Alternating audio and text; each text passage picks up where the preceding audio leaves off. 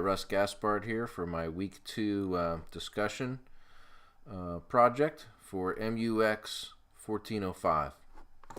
So we can go ahead and take a look at my project here. I'm running it in the emulator so we can see what's going on.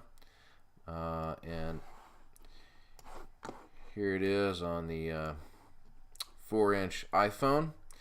And it's the Gigmeister. You can see I've got my branding here with some little guitar or bass necks there. And it turns out there's not a calendar widget built into to Xcode anymore. I think there might have been one in previous versions, but I think I actually figured out how I can build a calendar and roll my own. But in fact, I decided to just use the table view and cells and make a list, and it worked out pretty well. So if I want to book a gig on Tuesday here, I just put the name of the venue.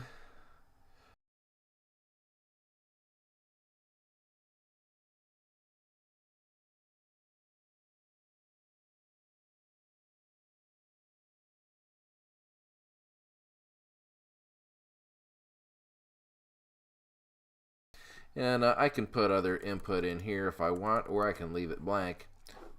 When I save it, it's got a little square there, so as I'm flipping through the days of the month, I can see that I've got a show booked there, and it tells me what the venue is. Now I can go back in, or if I want to book a different show somewhere else, but maybe this one, in fact, it's not tentative, it's actually confirmed, so I'll go ahead and throw the switch here that it's confirmed.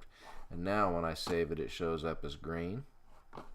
And when I go back in to a tentatively booked show, if I want to confirm it, again, I can just throw the switch.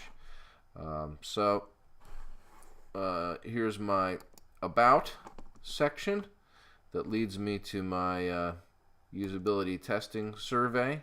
So I did my usability testing. I'm unable to, for months I was able to run this stuff on my iPad, but I can't get my provisioning stuff to work. So I'm resolved that this month I'm just going to buy my own developer account and spend the $100 and not worry about getting the schools thing to work again. But I ended up doing my usability testing on the emulator, which worked out pretty well because I checked with them first, but I made sure that they were cool with it, and then I screen flowed the whole thing, so I actually have a record of them clicking around in the app and a recording of everything they said and when I chimed in or not. So there were a few things that I just didn't have time to get very far on. So for instance, in the app, if I run it again,